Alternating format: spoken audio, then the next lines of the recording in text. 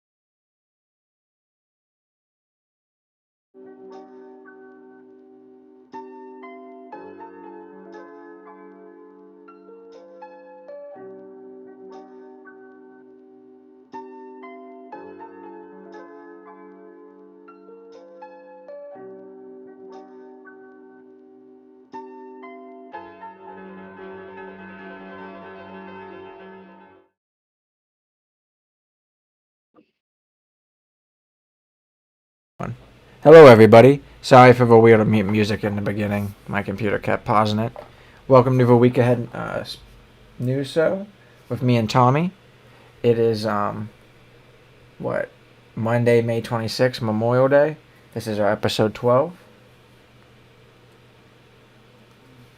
Yeah, crazy to believe we're already on episode 12. Hope everyone's having a good Memorial Day. I tried to refresh stocks. It might just be weird today because of the day. Oh, there we go. All at zero. 64 degrees today.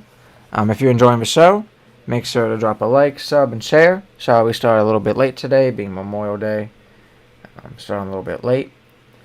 Tomorrow, Tuesday, the high is 69, low of 53, cloudy. Wednesday would be rain showers and cloudy.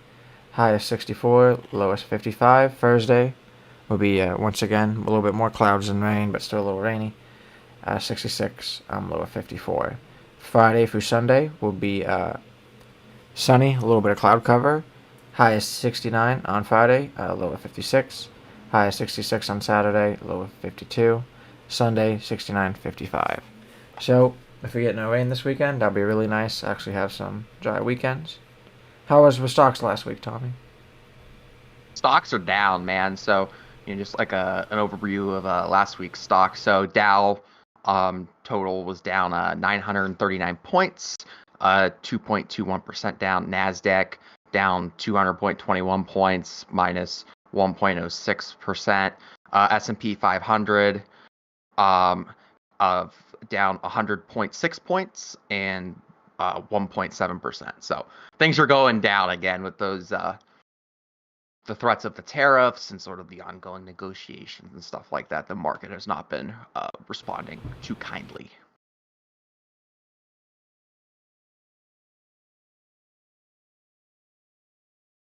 Oh, good to hear. It happens. At least it's not like major lows, -3s, -5s. Like you're saying, still going down with the answer of tariffs and kind of a lot of wish-washy with it. Because, like we talked about before, if there are a lot of stipulations on these tariffs, it's not going to help too much as well. But we won't go into too much detail to that. Do they not do stocks today on Memorial Day? I don't know if they do stocks today. I don't know if the markets are open today. I kind of doubt it, but I'm not sure. Let's see. Because if all I'm seeing is zeros here, that makes sense. One second, my cat wants out. So I'm seeing So what I'm seeing here today is that the Dow was down 256 points, or 0.61%. So it does appear that the markets were open today. Let's see. It's been kind of crazy watching the markets. The Trump administration, of course, was getting into this fight with Apple about, where they're going to be manufacturing their iPhones. If they're going to manufacture them here in the United States, they manufacture them in China. The president's having a temper tantrum on that. Obviously, the negotiations with the European Union are ongoing. That just got extended into July. They're going to keep that tariff down until July. So, it's just kind of interesting how all these things sort of play out in the market and how they're reflected in, the stocks going down and stuff. And certainly, the stock market and investors don't like uncertainty. So it's been kind of crazy going on. I think the markets are open today, Liam. It could just be I heard future. you. That makes sense. Yeah. Yeah. So interesting. Maybe it's just because Memorial Day, everyone's being lazy. Yuck, yuck. But like I said, with all the tariff stuff and uncertainties that be happening. And then our next topic, which is our funny topic, because I went to the Indy 500 this weekend, was a good time for Memorial Day.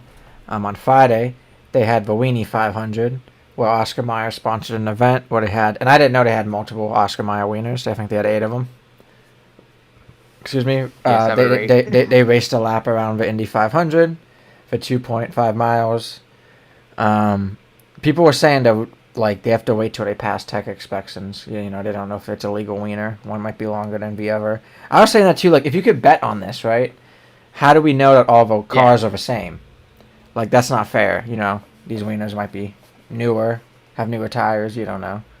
But it was fun. It looked like the crowd loved it. There was a guy dressed in a wiener outfit. I would definitely say go on YouTube and look up that. I could actually play I it was as high. well. I was. Oh, you want to play in the background when we talk? Yeah, but you can keep talking. I gotta pull it up still. Yeah. So I was just highly amused by this. I think it's just a brilliant, piece of marketing by Oscar Mayer. Like you, I didn't know there was more than one, Oscar Mayer Wienermobile. I had 7 or 8 of them. Uh, I didn't actually see it live, and I didn't catch the whole replay. I saw some various, clips on, YouTube Shorts, TikTok, or whatever, and I did see that we have this picture right here in front of us of Wiener C3 Slow Dog. Slaw. Come on now, slaw. Like coleslaw. Slow Dog. No, I thought maybe this one had like a V6 engine in it or something. No, you're funny. Yeah. Oh wait, I Slaw forget where it was. I think it was like for Southeast. I guess they put coleslaw on dogs in the Southeast. I didn't know that. Yeah, I had no idea. I know that now. Yeah, sounds kind of good. I mean, I like coleslaw on like certain things, like chicken, but I don't like a chicken sandwich. I don't know about a whole wiener dough. I'll be pulling up the video here in a second. I just think it's a brilliant piece of marketing, and I actually really do hope they do this every year. And I was also highly amused that FanDuel or the sports betting companies, they jumped all over this. You could put money on it, slaw dog, chili dog. You could bet, and just think it was an amusing thing to do. It was an amusing start to the Indy 500 weekend. And yeah, thought it was pretty funny. See the Oscar Mayer Wienermobiles just glistening around that track. It's hilarious. Yeah, it was awesome. Like I said, good marketing. Sorry guys, my computer's dumb slow when I fucking do OBS. So waiting for this bad boy to come up.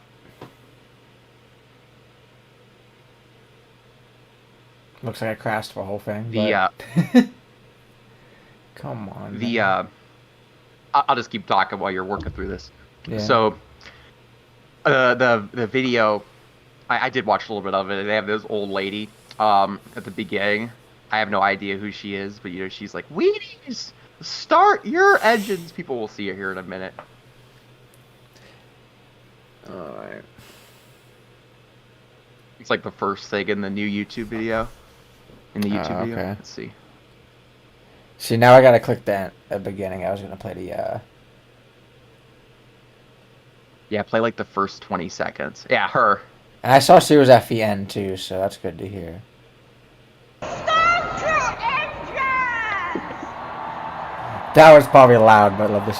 See, they can't see it when I'm like, oh, they could hear it, but now they could see it. 1,000 fans who are pumped up and ready. The thrill of the grill, guys, here at the Indianapolis The Motor thrill of the Speedway. grill. The puns in this were amazing. Yeah, that's what they were saying on social media. Policy to crown this big as the green flag's out. And unlike the real Indy 500, this started on time with a green flag. Yeah, good point. It was delayed. 500 underway at the Indianapolis Motor Speedway. New York. This is horrible. Oh my god, I can't even turn it down. Come on now. There we go. That was loud.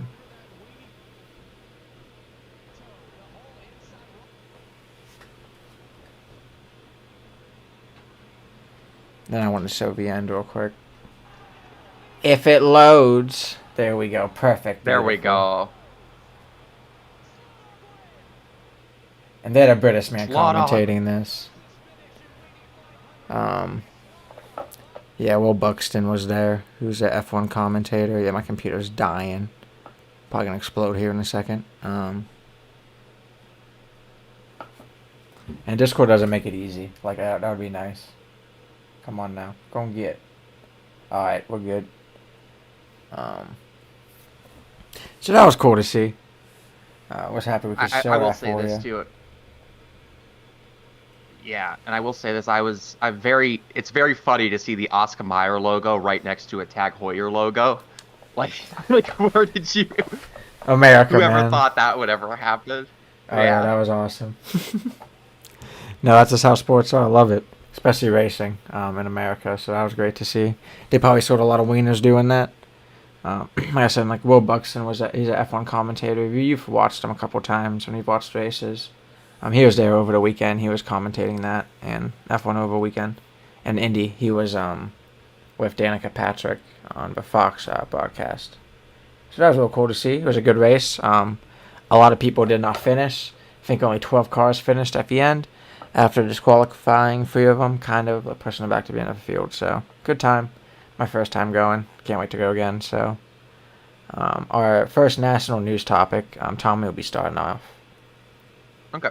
I'm actually going to switch 2 and 1 if that's okay with you. You good with that? Okay, we could do that, yeah. I'm going to do... Yeah. So I want to start off today's show talking a little about the Supreme Court of the United States. So this was initially going to be our second national news topic, but I wanted to get this one sort of out front because I got a lot to say about this.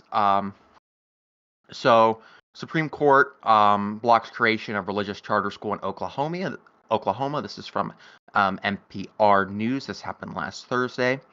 So a deadlocked U.S. Supreme Court on Thursday effectively blocked the creation of the nation's first religious charter school in Oklahoma. And since the court was deadlocked, that basically means that the Supreme Court of Oklahoma's decision that struck it down was affirmed, but it doesn't create any binding precedent on the issue. It's basically just the status quo is maintained. Okay. So the reason why it was a 4-4 decision is Justice Amy Coney Barrett recused herself from participating in the case. She had previously worked at this sort of religious freedom institute at her law school, and she thought that it would be improper for her to hear this case with the work she previously did. So this case revolves around an Oklahoma charter school. And the case was brought by 2 Catholic archdioceses in Oklahoma that wanted to create a Catholic public charter school that would be funded by the state as are other charter schools. But unlike other charter schools, the Catholic charter school would be, quote, overtly religious and a genuine instrument of the church with curriculum imbued with church doctrine. So it's kind of an interesting procedural posture on this case. Like as I previously said, it was a 4-4 decision. The Oklahoma Supreme Court decision was affirmed. Because of that, no binding precedent was created by the Supreme Court of the United States, which is honestly probably good. So overall, this is just a very this is a positive move, when it comes to the First Amendment Establishment Clause. Obviously, I don't think that states or the government in general, have any business creating any sort of religious charter school. I think this issue was settled a long time ago that, we have separation of church and state in this country, where people are free to, exercise their religion, but the government, doesn't become entangled with it. So it's going to be interesting to see. Because I'm sure this issue will reappear in several years. I was doing some reading on this. They said that there's no sort of similar case that's making its way through the federal judiciary. So it's going to take a couple of years. But since, again, no binding precedent was created, this is definitely going to reappear. And why I wanted to start with this topic first is I kind of wanted to put on my professor hat a little bit and talk about the First Amendment to the United States Constitution. So what's so interesting about this case and other cases around it is, you sort of have this tension between the Free Exercise Clause, which is found in the First Amendment, and the Establishment Clause, which is also found in the First Amendment. So, just to be very brief with this, First Amendment reads, Congress shall make no law respecting an establishment of religion or prohibiting the free exercise thereof. So there's this sort of tension between what people call the Establishment Clause and the Free Exercise Clause, because with a case like this, it kind of represents this. You have a state who's trying to who has a charter school system. And, they are excluding religious schools from this system. So in a sense, that could be seen as They're specifically not allowing these religious charter schools, so that could be seen as you're interfering with people's right to exercise their religion. But the same act can also be seen as the government establishing a religion because state money is going to a religious school. So there's this in many respects, the two clauses, the free exercise clause and the establishment clause, are it's very hard for the courts, and it's very hard for state and federal governments to kind of, determine, which way is too far on either direction. There's this tension, and it's almost just like inherent in, the subjects and the wording of the clauses. So it's very, very interesting to see this case work through, because this is very much like an open area of constitutional law. It's very much a changing area of constitutional law.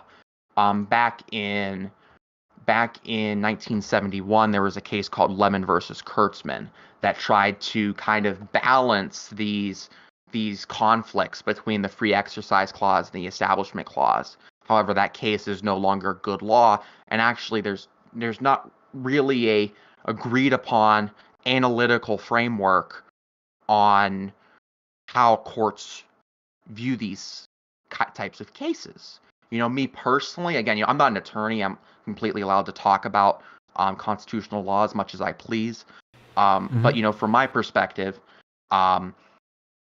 it's very interesting, and I tend, the way I kind of view the Constitution is I kind of view kind of like I kind of favor like a powerful like establishment clause, to prohibit the government from establishing a religion, trying to stop obsessive entanglement with religion.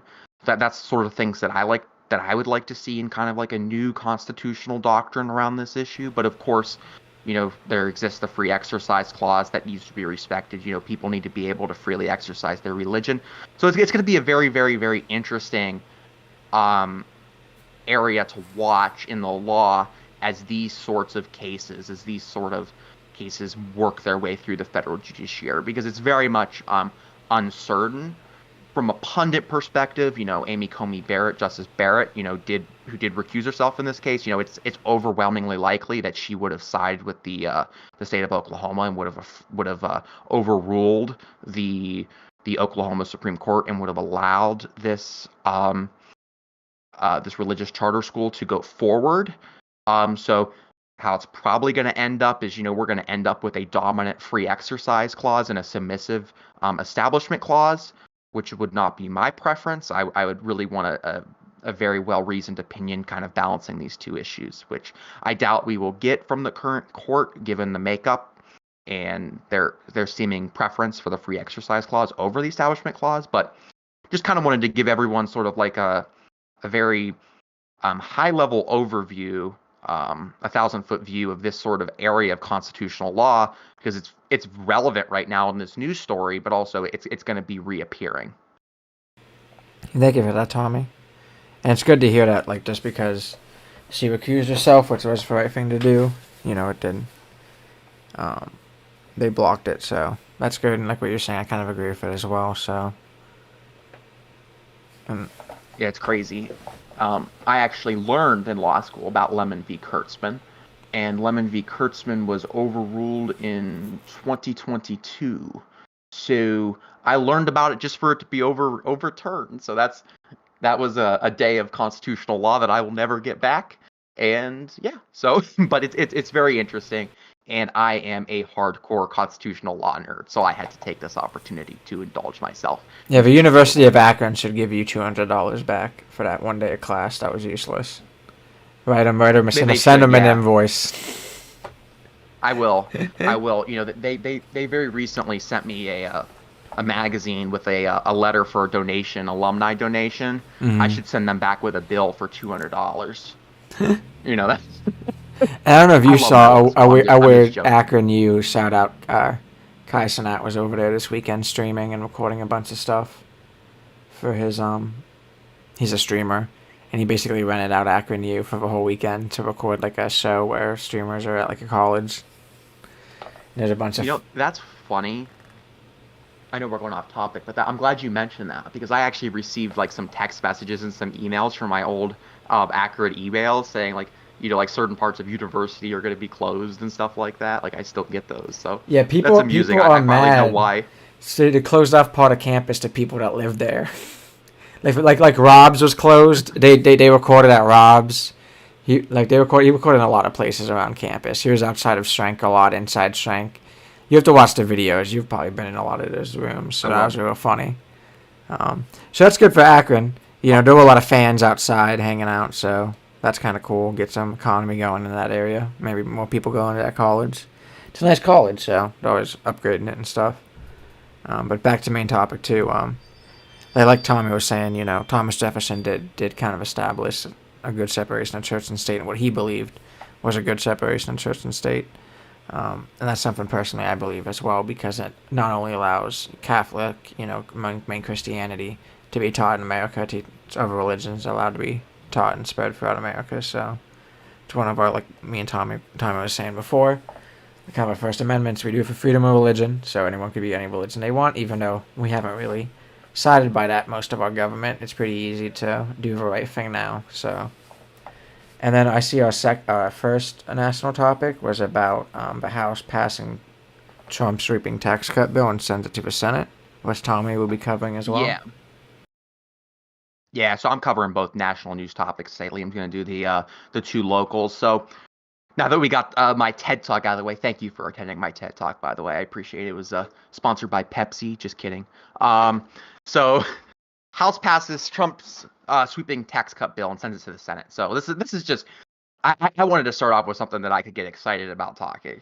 Constitutional law, because this is just pure bad news. This is just pure chaos. This is just overwhelmingly negative. So on Thursday, the House GOP passed Trump's spending bill 215 to 214. The bill makes good on several of Trump's campaign promises, including extended tax cuts for individuals and corporations, sunsetting clean energy initiatives, release taxes on tips, overtime, and car loan interests, offers $1,000 to parents who open, quote, Trump accounts for their children, and expands a deduction for older taxpayers, though only for as long Trump remains in office. The bill additionally pays for construction of a wall along the border with Mexico, and allows for new staff and facilities for mass deportations of undocumented immigrants. To offset its cost, the GOP has approved funding cuts and new work requirements for the supplemental for SNAP, cutting healthcare, cutting all of those sort of social safety net services that people rely on. And just to sort of put in perspective, how much the government is going to be spending on immigration and how much they're not going to be taking in revenue because of their unfair oligarch first tax system, even with all of these cuts to sort of the programs that poor people and working families rely upon, this massive spending bill is going to add $2.3 trillion to the deficit. To make things even worse, again, this story is just all downhill. So, to make things even worse, the bill cannot be filibustered because the Senate Republicans and House Republicans that are using a sort of posture called reconciliation, which is something that's in the Senate rules that really nobody understands unless you're highly, highly educated on the U.S. Senate or a U.S. Senator. The Senate rules are very, very archaic and they're very, very complicated. But the end result is the bill cannot be filibustered. It could be passed with just a simple majority in the U.S. Senate. So our only hope of this bill not becoming law and these services not being cut is some sort of Republican infighting, which, it may happen, but I would suspect they would fall in line. Just overall, terrible, terrible, terrible news. The bill also imposes work requirements on people to get their health insurance, which which have just been proven to like not be an effective policy, but Republicans love them because they reinforce the narrative, of quote unquote, welfare queens, people like that, who are just abusing the system, and staying home playing video games, and that's why they impose these burdensome work requirements in search of a problem that doesn't exist. Yeah, And it's just a terrible, terrible, terrible news story. Going on with that, I agree, because it's interesting that they always say they want to cut the deficit, tighten the belt. They're not tightening the belt here or cutting the deficit. They're adding to it. And if you're hurting people, it makes no sense either. If they're giving $1 billion to Homeland Security and the military, which is what I'm hearing, I'm sorry, $1 trillion every year, out of the 1.4, 1.7 we're supposed to be spending every year.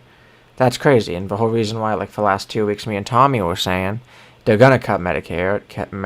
We kept saying it, because we know that, and certain other social programs, like he said with SNAP, because when you say, oh, you have to cut $880 billion out of the deficit, out of the yearly, not deficit, but for yearly spending, you're gonna have to cut for certain programs. We do not cut military in this country. Even though Trump said he was gonna, they haven't. They want more money for, obviously, the wall, and Homeland Security is going way up and stuff. I believe they were saying they're already over or about to be added to a yearly budget here in June, July. So they're spending way more than they're allocated already. So look, Trump's new admin has really been pushing that. They're about to spend a ton of money. And these a lot of this is just dumb stuff. You know what I mean? If it offers, we're talking about $1,000 for parents who open a Trump account, that's normally a minimum for savings account. Normally any bank would be like, hey, well, you need $1,000 for a savings account anyway. So it's basically government mandated savings account, mandated by government-backed savings accounts that will go away once he's out of office. So it's just a scam to help out, give something to people. But even then, I wonder if they're going to give money for that too. But really the main issue is just for cuts. Like we were saying, there's a ton of people protesting about it on both sides. This is like we've been talking about for the last 2 weeks. This will affect people on both sides. We have friends, we live in Ohio, on both sides that don't make enough money or don't have insurance for their company or how they work, so they are on CareSource, and it affects people on CareSource. It affects people on Medicaid or who are on SNAP, and which helps out a lot of people too, disabled Americans. It's just going to be crazy.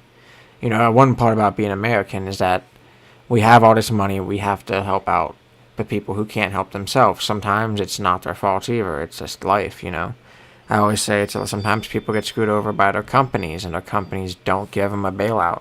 If you work for a steel mill, or you work for a foundry, and you have major damages or even a disability from that job, it's hard for that job to pay you for the rest of your life. A lot of these places go bankrupt, close down after a while. There were 1,000 gas companies in Ohio that went bankrupt. So imagine if you worked for that gas company your whole life, and now you don't even have a retirement, unless you were in a union. And God bless, hope you were. But a lot of people get screwed over in the end. So we should have to help people, especially people with disabilities. This shouldn't be a money issue. You know what I mean? If we're still adding to the deficit because of tax cuts to the wealthy. And then, it's funny, I was watching a video where Charlie Kirk was debating kids from Cambridge about these new, things, and they're saying the same thing we're saying, that it's still adding money to the deficit. You're not saying you're cutting the deficit, and a lot of times, these people don't even know what they're talking about. Well, a tax cut, I was talking to my dad about this today, if they're doing income tax, that's what they're saying they're going to offset it with, for tariffs, and then they're going to offset it with higher income tax rates for the rich. But if you're rich, a lot of the times, you don't get paid by income. You get paid by capital gains. You're getting paid Elon. I believe he makes $50K as a CEO for Twitter when he was CEO. He did that. He makes all of his money from stocks, just like with SpaceX, Tesla. A lot of rich guys do that because the stocks are easier to sell. It's millions if they want to sell it over time, however they need to. But it's all about taxes and how they can write off interest rates. So a lot of times they'll get loans. So even when Elon was buying, Twitter, he wasn't paying for any of that. A lot of times a rich man won't. Learning and development, any company, you could be Trump building a skyscraper, you could be Walmart, and you have a franchise. A lot of the times you loan that out. But you're smart with your money. If you have a McDonald's, you're going to pay off that loan in 1 to 2 years. if you have a skyscraper, you're gonna pay out. You should pay off that loan 5 to 15 years, depending on where it's at. If it's Vegas, if it's in a good spot, making good money, Miami right now, maybe longer. I don't know, but like they get these loans because they know the interest rate, tax write off, will be good money for the next decades. And two, since they are having a business, they're building something, their return on investment's higher to pay off a loan. If the loan's at 5% and their return on investment of the whole business is 30%, 10%, they're doing just fine. So we have to be smart about this. You know what I mean? That is something that most people won't understand is actually not even going to generate money. And even like we're talking about tariffs too, like that's just going to be costs on us, which will also like this dampen the economy a little bit. I saw something how a lot of Republicans are freaking out and calling for like Trump's press secretary said, Trump called me about the Amazon stuff because Amazon's thinking about putting how much the tariffs are costing you with everything that you buy. So like if something is $2.50, it's going to say plus 43 cents because of new tariffs and stuff. And they're calling that a political attack. Which is just funny because any company has the right to do that. Companies have rollbacks. Companies would tell you for a while, even online, just like what the plus and minus for certain foods are every day sometimes, because they have to do that to make sure they make money. It's crazy that they're trying to make it where it cannot be filibustered. They just push it through. It's really going to hurt people. I've seen a lot of people at town halls just attack these Republicans, even their own constituents, and they're just crazy people. Like their ignorance, they've kind of been bullies about it, where they've just been personally attacking people that bring up good points, and it kind of shows that maybe the Republican parties as a whole isn't what it used to be anymore. You got people like Rand Paul freaking out because he's actually a true conservative, like a Reagan conservative, and understands certain economics. But then you have a lot of these guys who are kind of just bullying people when they ask them questions about it. It is just insane. It really is. Like Marjorie Taylor Greene's going crazy. I just love it. I really is. And when Biden was president, they were all hooting and hollering when he said they were going to cut Medicare, and they wanted to. But they've had Republicans talk about it back then. Biden was not wrong, and now they're doing it. So we're not surprised. And you can't say, oh, it's different or something. Well, that's what happened. Marjorie Taylor Greene and all of them were yelling at Biden during his State of the Union. So, we just have to do better. If this is going to hurt them, it's going to hurt them. But it's going to hurt everyone, too. It's going to hurt the elderly. They're saying this is going to affect a lot of Medicare people at home. Elderly people that get Medicare and Medicaid. Personally, I have friends that have that. I have family members that have that. I have friends and family members that work in those fields, too. So people have to understand that, this economy boom has been some of it, too. Nurses make good money now, as there's STNAs up for butt that are way better trained because of this kind of stuff. And if states are going to have to, give less health care to people, that's really going to affect our country. And if they want a depression, if they want certain markets to crash, this is a really good way to make it happen, because you're saying, okay, we're not going to allow the sickest people to be healthy, which is sometimes what boosts some of these markets up. I don't know if you guys hear the fireworks, but people are setting off fireworks kind of close by me for Memorial Day, so that's fun. So what's so crazy, I want to focus in briefly on the work requirements, because work requirements are actually something that a majority of the American people support. And I'm not entirely convinced that people entirely understand the burdens that work requirements you put onto people. It's not just simply that you have to work to receive your health care, which is something that I'm just fundamentally opposed to. I think health care is a fundamental human right that should be provided by the government. But if we're going down this work requirements route, I'm going to indulge it here for a minute. So it's not that you just have to work; it's that you got to continually report your work to the federal government or to the state officials that are administrating these federal programs. Mm-hmm. And that creates an incredible administrative burden on the state and on the system as well. It reduces the efficiency of money being put into these programs. They're also unnecessary. Most people that are on Medicaid are on SNAP or on these programs designed for low-income people. They do actually work. Unfortunately, a lot of them don't have sufficient proof that they're working. They might be, working, under the table. They're just trying to make ends meet, doing odd jobs here and there, mowing grass, stuff like that, where they're If working, they they're have their own contributing to trade, if they have their society. own trade, it would be hard to prove it, like consistent Right. income.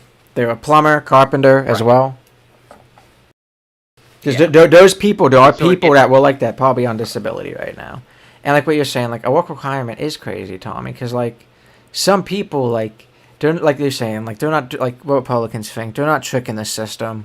You know what I mean? They're special needs people. They're people with cancer, and like if they're gonna like affect these people too, and affect military people in the VA, like they're gonna be really hurting, and really like realizing, holy crap, like how many people actually rely on this, and like people at Fox News was saying that it was the states being happy with free money.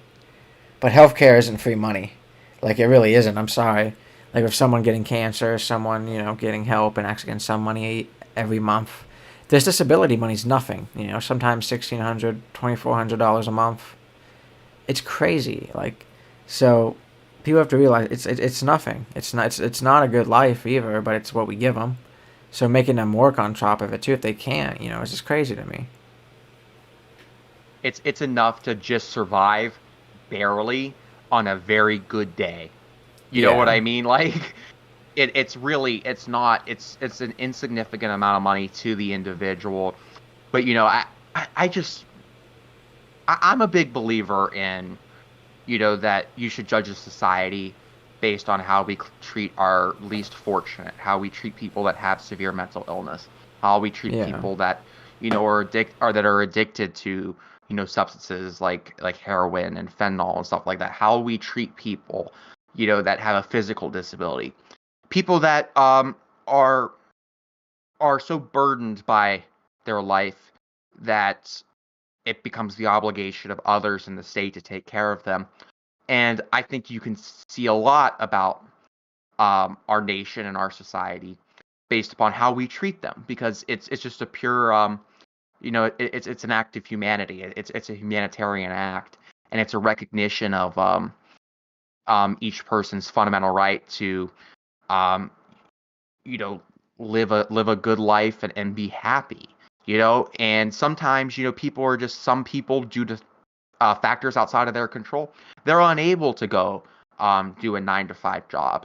They're unable to meaningfully contribute to the U.S. economy. But does that mean that they are utterly worthless and without value? Absolutely not. Absolutely not. These people, they're people's sons and daughters. They're people's parents. And sure, they have issues, but it's our obligation as Americans and just as fellow human beings to be taking care of these people, and not just telling them, hey, get a job, loser. Agreed. And they feel justified because, they see one video online of a lot of the times it's people like me and Tommy that have Snap, and they'll buy water bottles or soda and dump it in a Walmart parking lot and get caught because they're trying to run a scam to buy meth, or crack. And it's like, guys, like, we know some of these systems are rigged. We know some people are rigged. But it doesn't mean it's a bad system. People do it with business, and they say, hey, it's just good business. It's getting over the man. Like a lot of these rich people. I was talking with people today about it. They'll screw the system, like I said. Me and Tommy was saying, with capital gains and not using income because they know they can just keep using tax write-offs, which people like me and Tommy, anyone that's listening that has a job, we pay that off. Anytime a big business is screwing over government on taxes, that screws us as a common taxpayer. That's more and more in that negative. Like, they have to realize, like, why are we in so much debt? Maybe it's because the government has to. This sometimes on taxes and how with bankruptcies, bail out big fucking corporations, people that don't need to. And sometimes not even big people either. It's just like a lot of people that scam them. So who cares if, people are scamming Snap and disability? It's a small amount. It's going to happen anywhere. Say, hey, let's rather go after those people than cut it as a whole. Going after those people would not be hard if cutting it as a whole and having more people suffer is your answer. So. I've always said that this is I was talking to some people about this a couple weeks ago, and people, like, imagine you're driving around and you see a homeless person. Okay. Mm-hmm. When I see a homeless person, of course I feel bad, but I also feel like that this is a failure of our society, Yeah. that this person is, living on the street like this. This is a failure on our civilization. This is a failure on society. Republicans and people who are in favor of these sorts of cuts, they don't view it as a failure on our society. They view it as a personal failure on the individual level. Yeah, no, And true. that is just, it's so cruel, and it's so wrong, and it just, it's such an overly simplistic view of people.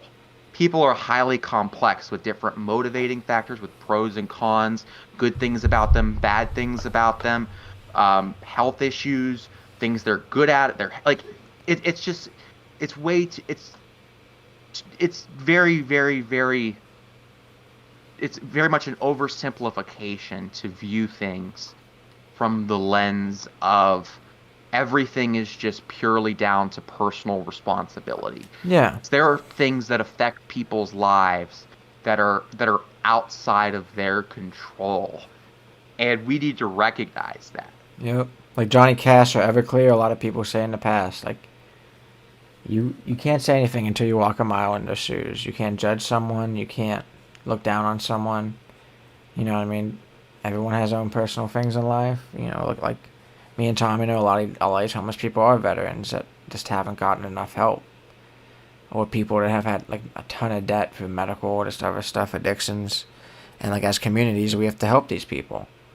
So we got to make sure that we keep pressing all of our representatives about this. The stats are funny about because I think it was Rand Paul, or it may have been some Republican freaking out about this, and he was saying the last time, I think it was Truman, enacted tariffs like this, they said they lost the House and Senate for 60 years. Was it really that long? When Truman enacted Tariffs. This was a Republican saying this. I'm like, there's no way Democrats had control of the House and Senate for 60 years. I mean, maybe, but like they're saying that like every time this happened, like they take massive losses. Before that, and this was like, because before Truman, I think it was like early 1910s and then like 1890s, but like they lost like 50 houses with Roosevelt or something right after that. Like tariffs never make, and it makes sense. It's gonna make the common person pay more. That's when they get affected. You guys thought post-COVID was bad, and they were blaming it on the Democrats just for economy as a whole. And that's something I'm tired about. Like with this, the ignorance of most Americans, Like we have to understand all that COVID money was going to happen. I mean, like that inflation was going to hit, all that spending was going to hit. So we couldn't have just blamed it on Biden and said, oh, Kamala wasn't the answer. You know what I mean? In reality, she was. She probably would have had way better answers than this. Progressives and the progressive mindset is a better solution to overturn this. If we're going to do the thing that we've always done after massive spending, and we know certain markets will probably crash, especially how the housing market has been, like, why would we keep doing this? Every time for the past two times we've had long-term Republicans as presidents, we've had housing market crashes. So we learn your history and don't get screwed over. The best thing you gotta learn in life is about that. People would want to basically use your ignorance against you. Like I talk about the Powell statement or doctrine, whatever it is from back in the day, where they talk about what Republicans wanted was non-educated people. So here's the thing. It's these people are not serious about actually fixing this country. I really struggle. Like I really don't know if the Republicans in Washington D.C. do they still genuinely believe that cutting taxes for the rich trickles down money to people? Like do they still genuinely believe that, or are they just saying that so they can serve their corporate donors and the people they're friends with, the people that they get cocktails with, but I suspect that they genuinely don't believe it. I think it's a range of beliefs probably, but I bet the average Republican today in power doesn't actually believe that Reaganomics work. You have to remember that George H.W. Bush in the 1990s, called Reaganomics voodoo economics. He promised no new taxes, but he recognized that Reaganomics was a falsity, and it actually imposed new taxes, which cost him the presidency. So, seemingly it's been an open secret in the Republican Party since the early 90s, but who knows? Who knows? But that's what I'm saying too. Like most of these guys are lawyers, right, Tommy? Yeah, a lot of them are. Yeah, so they're not dumb. Yeah. So like I kind of think that like since Powell and all this stuff of like them trying to control. I mean, like look what they do with like gerrymandering. Like they don't care to show their own constituents or their own people that hey, we're gonna rig it right in your face, and you're gonna say we're okay with it. So like maybe it does take. Like we're saying, like Tom was saying before, people don't care about the economy until it starts to hurt them. Like Americans are so privileged now of spending, they really are, and I'm not lying either. I've been there. It's going to take a change. It's going to take cooking food most of every day instead of just going out and buying prepackaged food, processed food. It's going to take spending less, going out less, buying less. When we were so used to how China helped us out, we got used to it. Now we can't. We should probably go to our next two topics for local. We're going a little bit long, but that's okay for Memorial Day. Once again, guys, please like and share on Facebook. We have it in our description. We need to get about 100 followers to start streaming on that. So please follow us on there, share, like on here as well. If you like us here on Facebook, that helps us out with the algorithm. Local news topic 1 will be about how Trumbull County Commissioners proposed federal budget cuts. And it's funny how a lot of these people voted for Trump. The Republicans. Some of them went to Trump's inauguration. But now they're opposing things. Definitely voted for Trump. So they need to think about this. And once again, it's going to take, even on the local level, for it to hurt. Personally, I think it's going to take like a flip to kind of how it was back in the 70s. Where people understood Democrats were for the working man and Republicans were for the rich man. Because what happened was, after Powell, once they controlled these ignorant people with their propaganda, basically, and fear tactics, it's going to take them to hurt their pockets and say, oh, Trump's been in power, it is him.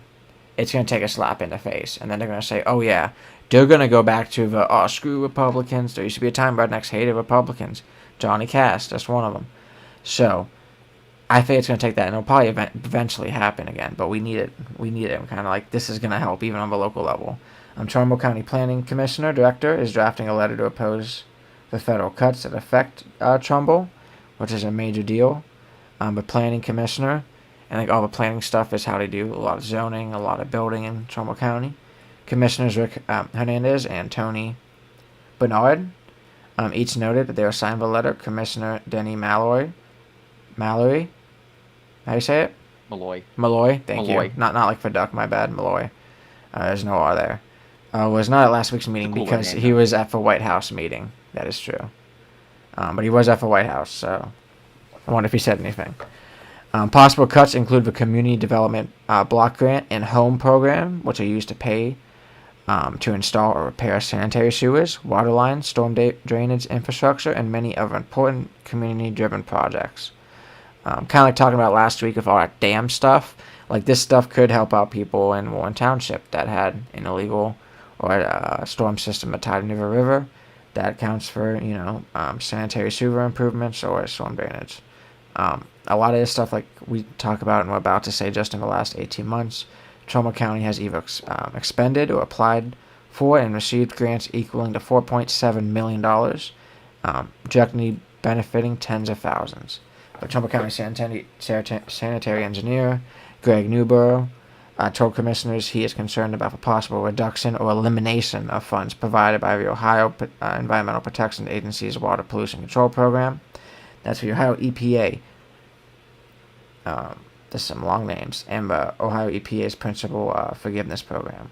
Since 2002, the county has received $35.4 million in 0% or low-interest loans from the loan fund and $23.1 million in principal forgiveness for water and sewer projects, according to the Trumbull County sanitary engineer.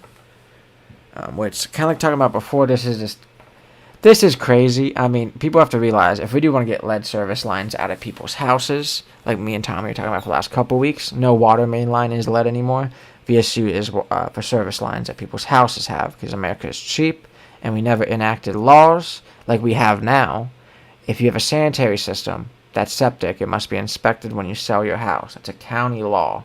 There is no county law that says if you want to sell your house, you have to spend the $2,000, that's all it is, to replace your lead service line. It probably could be way cheaper if there was a program for the county as well. Maybe even $500 if you just paid the county to do it. The issue with service lines is that it is on private property, not for public right-of-way. So that's why a lot of the times it is up to the homeowner. But like I said, if we enacted certain laws, we wouldn't have this issue. But America kind of is more capitalistic than it is how do we actually help people. Just receiving that much in the loans and receiving $23 million in principal forgiveness is just crazy. People have to realize how much that actually helps out. You know what I mean?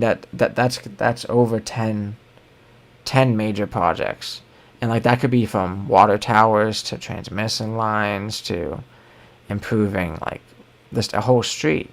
I've seen whole streets that get improved sanitary wise, around here, 2 blocks. It's going to cost about $1.2 million. That's just for a new sanitary line. Sometimes you need that. Old ductile iron will warp over time. Actually, we do have a lot of iron in this country for piping, for sanitary lines, but clay's better. The Italians actually were kind of smart with it, and that clay kind of settles in the ground more. Now, it can get rooted more and have like major issues. That's easy to clean out, though. A ductile iron pipe has a way, like over time, a higher chance of collapsing and just other issues when it gets rooted and penetrated. So like, a lot of these projects help out so many things like we've talked about for the past couple weeks. If you have a house that has an old sewer system and it's storming a lot, and in your sewer system, it doesn't even have to be tied into a storm sewer system. But your sanitary sewer could just overflow by what's something called I&I, like infiltration. Inflow is another word for it, which you do not want. When you have a pipe system that is designed to take water away, you don't want water getting into that system because then it's going to overflow it. And that's really the main issue. And these just help out so many issues. This could help. And like we're seeing now, county projects, local projects, so many different things. Stuff at malls, stuff on highways, so many big things with these cuts. And like I kind of said before, that's just my opinion, that I kind of hope it does affect these guys locally too. And realize that even the local Republicans, even though they say they're opposing it, they're only doing that to save their butt because your money's where your mouth is. And when you're in politics, that's with your vote. So if you vote for someone and you go, oh, I didn't know this was going to happen, you were warned and you didn't know it was going to happen. We've been saying it. So unless they're going to have to just wait and see what America was before and that like we had this dying infrastructure for a reason because we never improved on it, it's just going to happen. What's your opinion, Tommy? So I want to comment on the politics of this because I'm just floored by this. So to be very clear, I have a very low opinion of our 3 commissioners. I don't think this county's in good hands. I think, Rick Hernandez has a lot of problems. Rick Hernandez was a landlord to a foot spa. Tony Bernard, all he does is, complain about what happened 4 years ago. And I don't think Denny Malloy knows much of anything. So, but to these people, if I could just speak directly to our commissioners here, in the very, very rare case, basically zero chance that they're watching this, what did you think was going to happen? You all are all Republicans. You were elected to, be a commissioner here in Trumbull County. And you know that these policies are bad for the county. You know that cutting these sort of infrastructure programs are bad for the county. So what I just understand is, why aren't you criticizing the president? Why aren't you talking about, how this budget is outrageous? Are you real? Like, are you also willing to sell your soul down the river? To hold on to your office as a Republican? Or are you going to actually criticize this budget besides just signing this letter and sending it to Bernie Moreno and John Husted and Dave Joyce? Are you actually going to be vocal critics about what is going on right now to our country. Now, I understand, commissioners, that we may not agree on everything. We may have staunch disagreements on, sort of social issues, economic issues. We are very, very different people. But what I do expect out of my elected officials on the Board of Commissioners, we might not have to agree on everything, but I expect you to stand up to what is just fundamentally a bad idea, which is cutting our infrastructure funding. And for them not to do that, in any meaningful capacity besides this letter, and to still, just act like, oh, Republicans are great. I'm a proud Republican here in Trumbull County. It's just gross. It's just gross. And I suspect what they're doing with this letter is they're signing this letter, they're sending it off to federal representatives, so at least they have something to point to when they're up for re-election. Hey, I was against these cuts. I was against these cuts. Oh, I voted for Trump, by the way, and I'm a Republican on the Board of Commissioners, but I'm against these cuts. Here's the letter.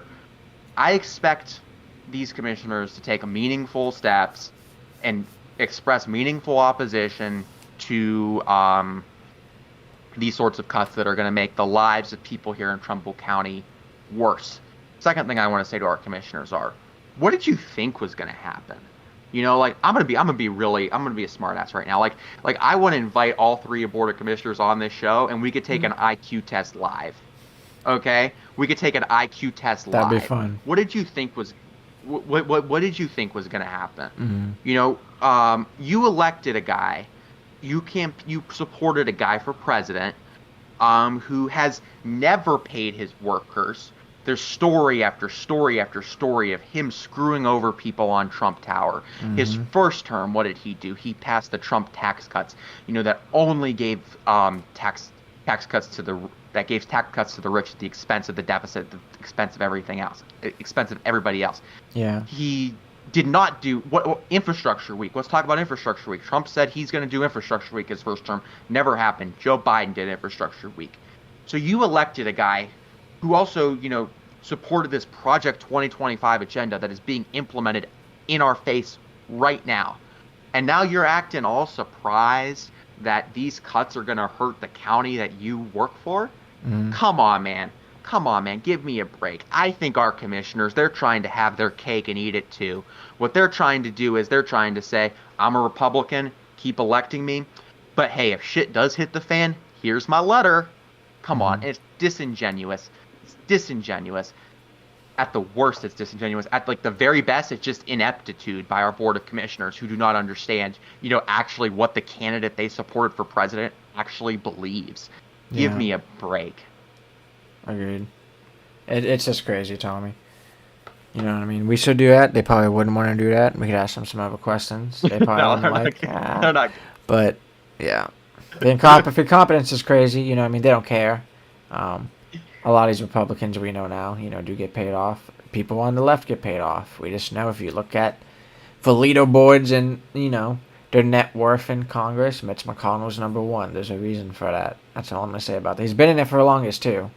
But even, Nancy's not at that level yet. So, Mitch has done some stuff. Absolutely crazy.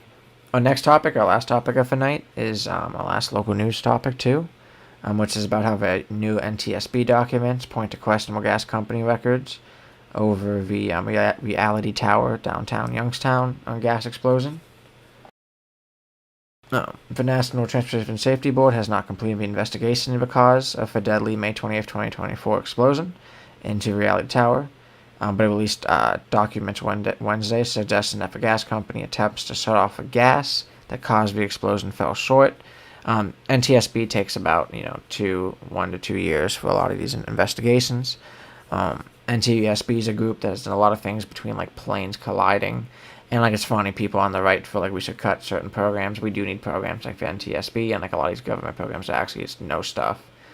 They've discovered new metals because planes colliding in the sky is something that they would never thought happened. After 9/11, they've discovered a lot of things with that tower, kind of debunking a lot of the jet fuel can melt steel beams. NTSB figured that out.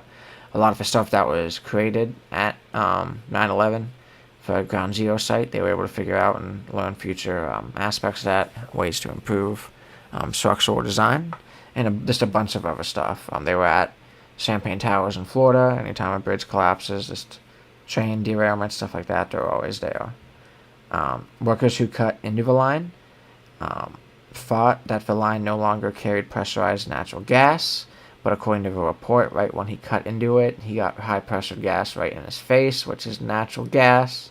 If you were cutting a line and there was no natural gas in it, you would actually not feel anything on your face at all, or even water. It's liquid. It's liquid at that point, guys.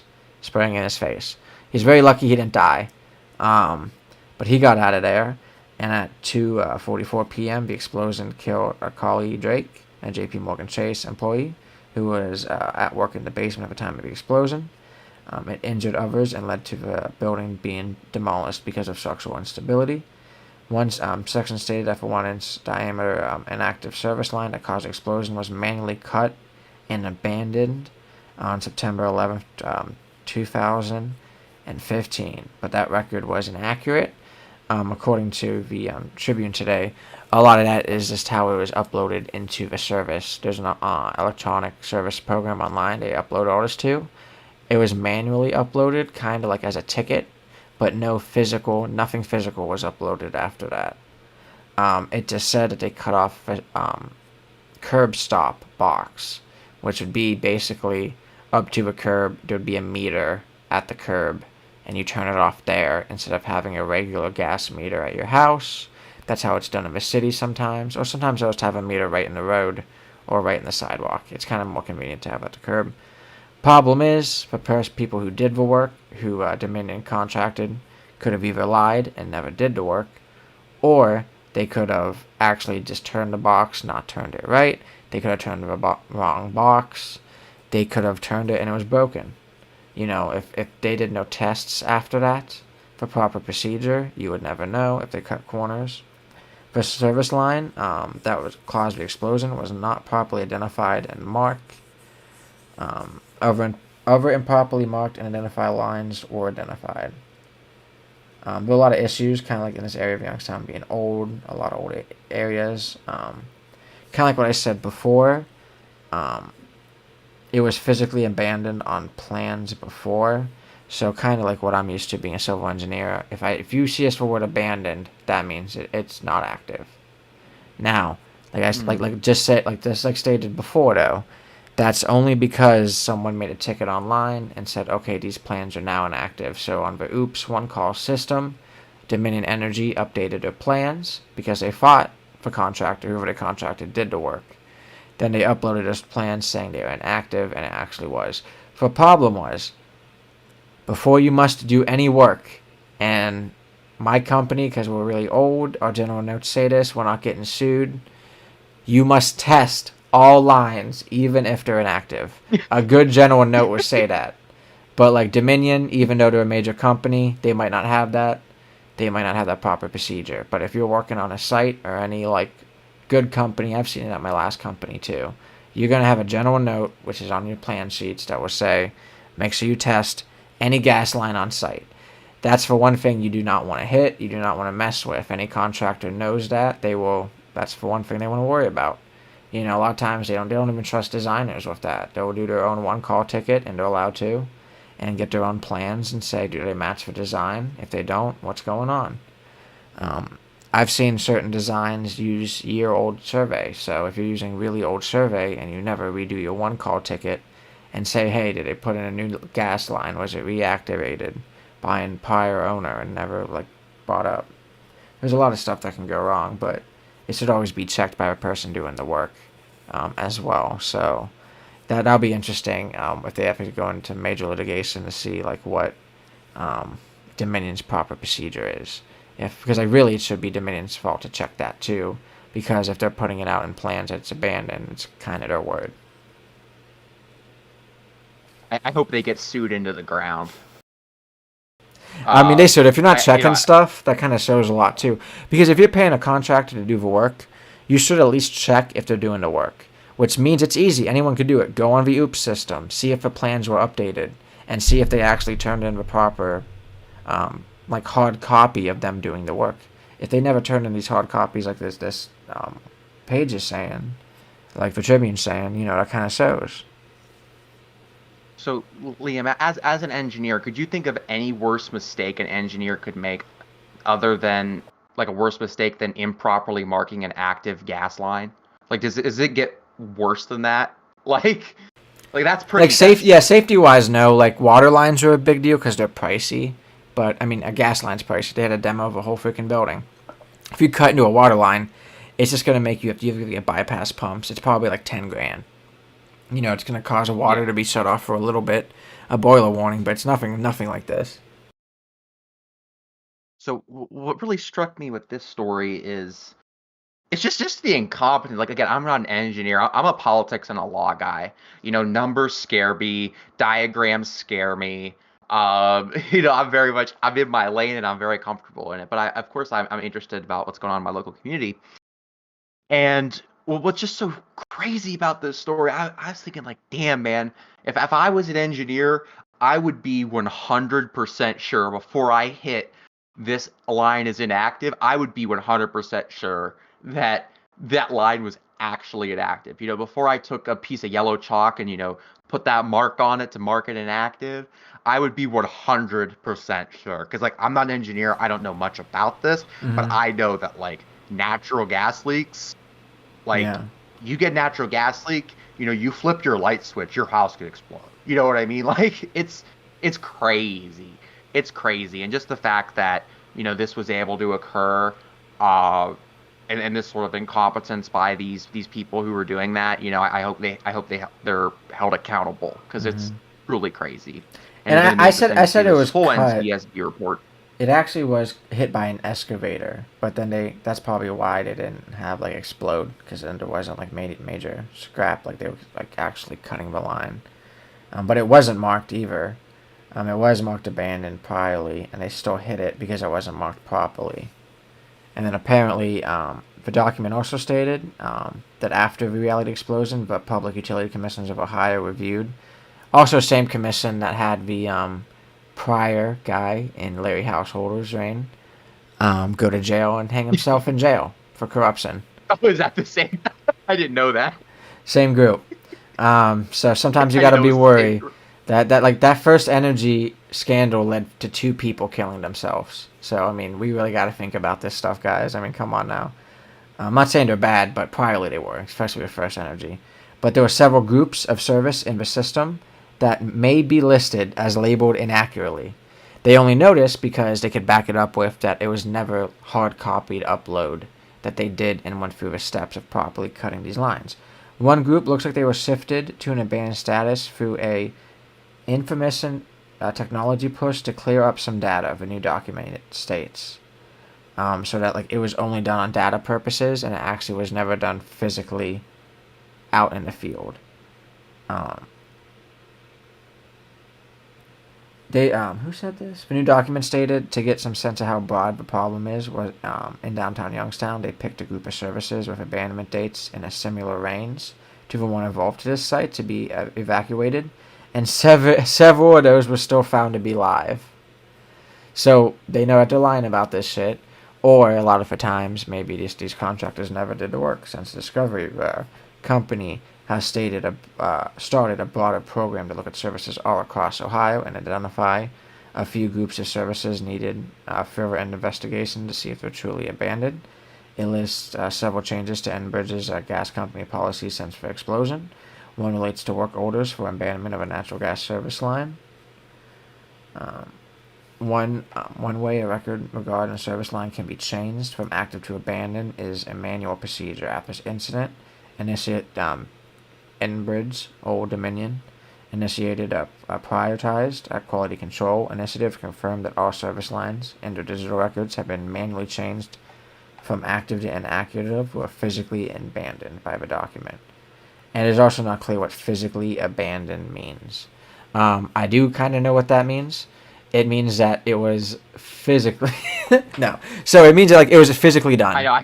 So, like, the problem is, if you just say abandoned, some engineers, some surveyors, people in law like Tommy, these land lawyers, they like to be very fine with words, especially in easements, especially with certain Yeah. lines. So if it says physically abandoned, that means there was a contractor out at there at some point in the past that said, yes, this is abandoned. They tested it. They checked. They didn't just cut it off and left. They cut it off and tested to make sure no gas was coming still. So sometimes you'll see that with certain lines, like sanitary or storm lines. A lot of times physically abandoned will mean that it got also placed with grout. You don't really have to do that with a lot of gas lines, but bigger lines you do have to place it with grout because you don't want sinkholes caving in. An inch line's not a big deal. But that's where physically kind of is really important because that means there's physical proof that it kind of was abandoned. That saves them from probably a lot of illegal legality. If you just put abandoned, and they, like I said, the whole problem with this is that it was manually changed from active to abandoned, or physically abandoned, or vice versa in their system. They just had an issue with their data. They had people that didn't understand the data and actually what it meant, and then they were manipulating it. Or this could have been not even realizing it, but there was no physical proof that this was being done, which is what you need to actually physically prove it. And like they're saying, proper procedure, which it is proper state of Ohio procedure to do that. So that's just another thing about our great corrupt state of Ohio that keeps having issues. Dominion was the biggest gas company in Ohio. Now it's Enbridge. It happens with all these companies. First Energy, like we said, has major corruption. I don't think this could be a corruption thing on a minor scale, just trying to save money. One major issue, too, I know is that Dominion, before they got bought out over 1,000 gas companies in Ohio. Like they're a major conglomerate, yeah. Like a lot of these gas companies, they're monopoly. Yeah. Because back in the day, when they allowed drilling in Ohio, a lot of companies came out, started drilling, and they couldn't really afford long-term distance. Dominion would buy them out straight up. But sometimes that's how these big guys survive too and get into areas. If there's already people drilling there and getting natural gas. Because for a while, Ohio was kind of like a natural gas boom. I think it was the 70s until the 90s. But we were pretty good with natural gas. I remember being in certain parts of Ohio and like Lakewood, all around Cleveland. There's weird areas because, like I've said before, a lot of these federal programs help pay for. We have to fill in a lot of these old gas lines because sometimes these companies didn't get bought out at Dominion, or Dominion has so many subsidiaries and Bridge now that they'll just let them fail. So we have to kind of hold these companies accountable. We can't just say, do whatever you want, just say these lines are abandoned or not. Contractors should have to check, but it is the person who put the lines their final responsibility. Any other final? Particularly with something as important.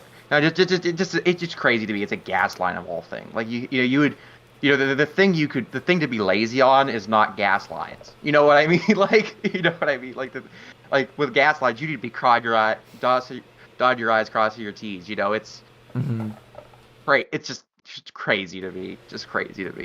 And it's crazy too, because some of it too. Natural gas is such a weird industry. It goes up and down so much. Like I said, we used to have a lot of drilling around here. Now we don't. We have new techniques for drilling, like fracking, that really change over certain things. We used to drill pretty deep for certain natural gas lines, and now we have other methods of getting it out of your soil. So, natural gas is something that I feel like was just there for a certain period of time. It's still useful, but we have to get better solutions anyway. But we have to be smarter than this anyway. Cutting an electric line, fiber optic line, a little bit different than a gas line. And we're seeing how many major issues this is having. Youngstown had to pay a lot of money. There's a lot of people that are mad and they're calling out Youngstown for corruption for certain things they've done throughout this. I don't know too much about government specifically, but I will say sometimes you just have to get shit done. People were mad that it wasn't getting done quick enough, but then they're like, well, why did they pass emergency ordinances or grants to just not bid for contracts? In an emergency like that, you don't really want to have to bid for contracts. Pick the best guy you always have for this. People were mad they picked MS, which is actually a competitor for my company. I don't have a problem with that. If they do most of that Youngstown work, they're better at cleanup than any other company in Youngstown. Pay for them to do your engineering. If they do most of your engineering, why not? You know what I mean? When you have a major issue like that and you want it done quick, have it be the people you have your best relationship with and you work with the most, because then it's going to be quicker as well. So people just like to complain about everything. It's a huge issue, but Like when it happened, you didn't see Dominion come in, and like this NTSB report states, like I think Dominion waited hours to having someone show up after. Yeah, So they did. Yeah. So some of this is just crazy, like for lack of responsibility. Like the driver like drove off because he thought it wasn't them. They said it was impossible that it was Dominion. All this ignorance. So there has to be proper policies and like properly hold these companies accountable. You know, if they're hurting our cities that we pay for, hold them accountable. Yeah, like I said, I hope they get sued in the ground. Same, especially by the people that live there and lost all their stuff.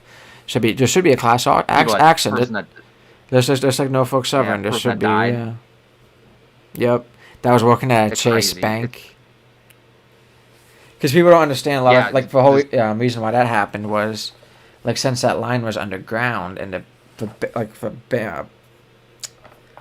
basement of the bank was right next to that ground that he cut into, the gas was technically getting leaked into the basement. They said that technically there was a cavern or something in between an open space. I don't know if it was below the basement from the soil, or I think it was actually like open space between the first floor and the basement, which means gas was able to get in there, and that's kind of what exploded, and then that's why it collapsed on top of them, they said. So like there's certain things like that like we just have to be smart with, and like it wasn't even his fault, but he was a victim of it, and they should definitely like Dominion should have to get sued up for that. Yeah. That's just a case of being at the wrong place at the wrong time. You know what I mean? Like that's awful. You know, you're just doing your job, and then all of a sudden you're dead. Because it was called in, You know, but like how Dominion handled the situation, even like for local contractors, was bad. They needed to evacuate everyone out of there earlier than they did. Right. And that's crazy they didn't. Like yeah. But also like we're saying, like if Yeah, you know it's inactive, and like when they called Enbridge, Old Dominion is what I call them because they're the Old Dominion, and oops, you know, they were saying, you know, it's an inactive gas line, and the contractor's like, I'm pretty sure it's not. So sometimes you just gotta be smart with these things. That's it for me. That's it for you, Tommy boy. Yeah, that's all I had. All right, sounds good, guys. I really hope you enjoyed our Memorial Day episode. Sorry for being a little bit late, going a little bit long, but we appreciated it. I hope everyone has a great rest of your night. Great start of your week. So we have Have a good